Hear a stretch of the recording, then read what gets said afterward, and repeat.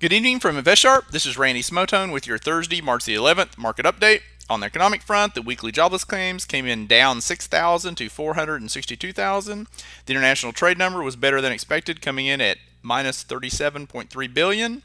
The nat gas report showed a drawdown of 111 billion cubic feet, which was in line. On deck for tomorrow, we will have the monthly retail sales and the consumer sentiment number. The dollar was down, gold, silver, copper, and oil were all up. Light sweet crude futures were up a whole 2 cents to settle at $82.11 a barrel. Take a quick look at the dollar. The dollar closed 1 penny below the 30-day moving average. With this MACD going lower like it is, I think the dollar has probably got some more weakness, at least back to here, or maybe possibly to this uptrend line. So I think the dollar is, slowly going to pull back some more. Let's go take a look at the point and figure. West Texas Intermediate crude. So we've got this double top here, and we're still hanging around this area. So watch for a print of $84 on crude would be a double top breakout on the point and figure chart for crude. Or we could wind up rolling over here. We'll have to wait and see which way it goes.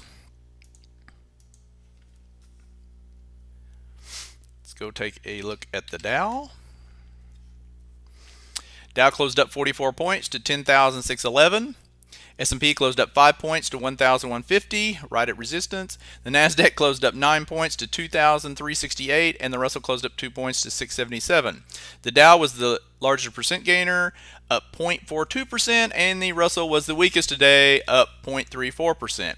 So the Dow's been lagging, and now it actually led today, and the Russell's been the one leading us higher, and it was the weakest today. So we need to watch the Russell to see if it continues to show some weakness. It might be a telling sign that we're going to have a little pullback, but I do think we're going to go ahead and break through this 1,150 area.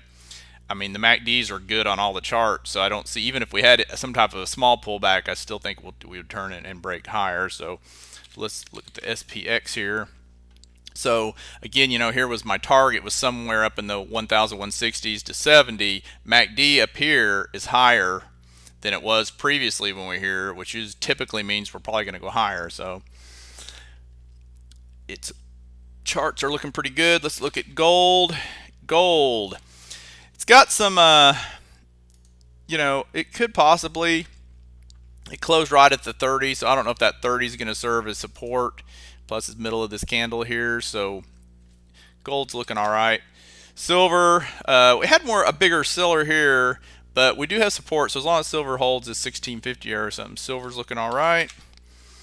Copper, definitely more buyers. Well, there were some sellers here, then buyers, and seller, then so copper's looking okay. The MACD's kind of flatlined here, but it still looks okay for, it's holding its own right now, not going anywhere fast. Of course, the market was like watching paint dry for most of the day today until towards the end. The VIX was down 2.75%. MACD's turned up just a hair. It's basically going nowhere, just kind of boring, just sitting around here. Let's go over to sectors.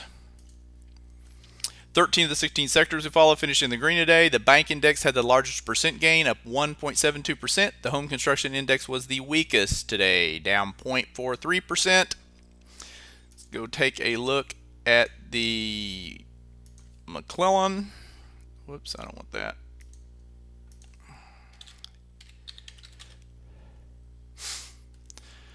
So McClellan actually pulled back a little bit more today. I think it was like 64 or so yesterday, so now we're 60. So I mean, we're still overbought, but it's still, we're okay. We can stay this way for quite a period of time. Let's go over to Chart Watch. I have some new ones, and we'll take some look at some ones that still look all right.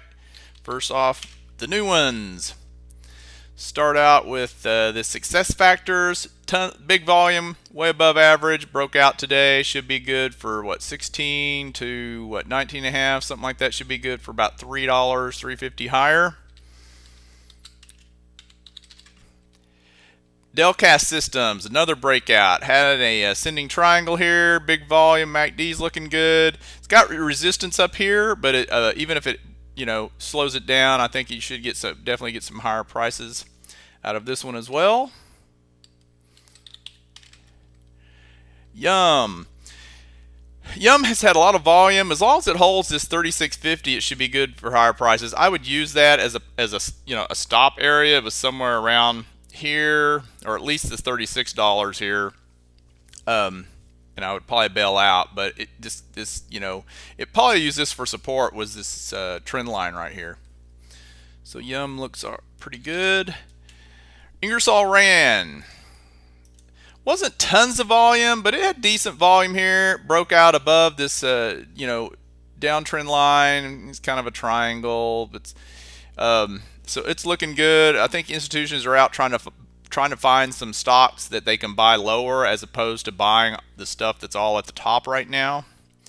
And I think that one fits the bill, as well as this one. Western Digital.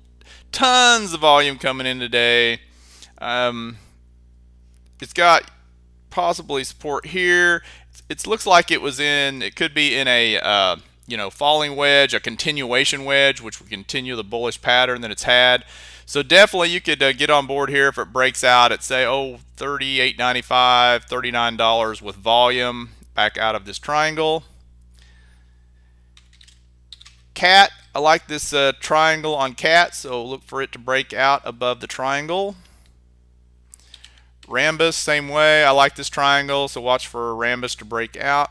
And of course, these symmetrical triangles can be breakdowns as well, but in this market right now, I don't think that'll happen.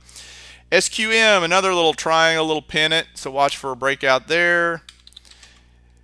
Cooper Tire and Rubber. Actually, you had a little breakout, peaked above the downtrend line today. It's had really good volume. I think definitely some higher prices, at least back up to the high for CTB. Mag Silver. This one had a lot of volume, big breakout.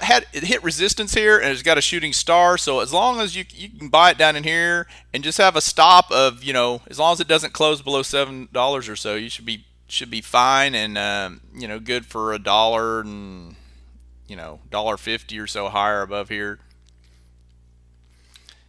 And then the rest of these we've seen. Commercial metal still looks fine as long as it holds, say, the middle of this large candle. You should be good to go. You could put a stop down here below this uptrend line.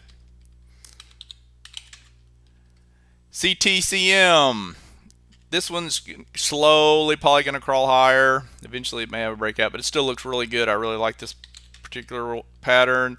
This YSI, only if it breaks out over the high of $7.10 with volume. I like this breakout here. This one will probably eventually climb back to the highs.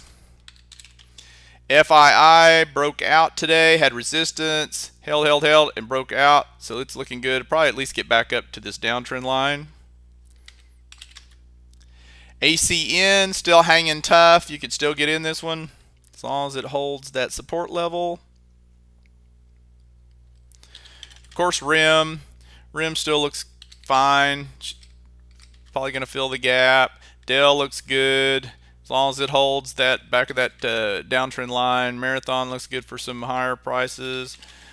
As long as Southwest Energy holds the support area around 44, or at least if it doesn't take out this area here where it broke out at, should be good for some higher prices. MRVL, if it can break out of this triangle.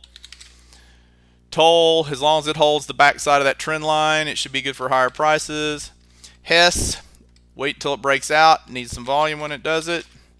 ABX, as long as it holds that backside of that trend line, should be good.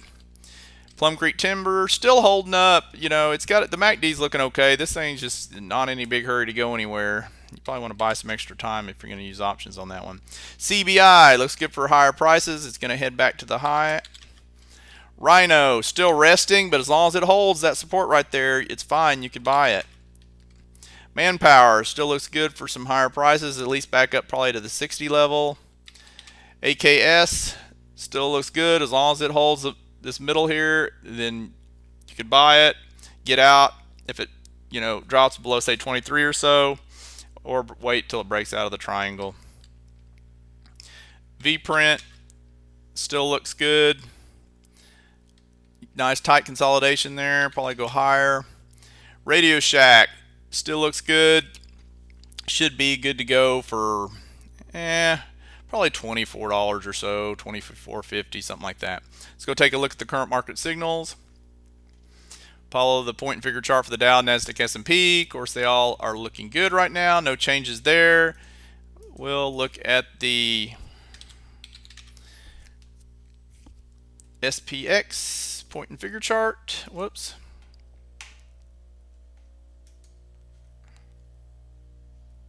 Or not.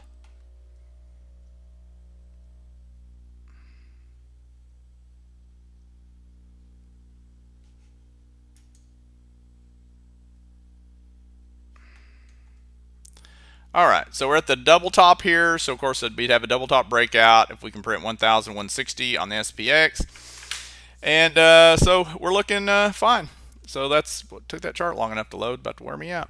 All right, that's it for today. Thanks for watching InvestSharp's Daily Market Analysis.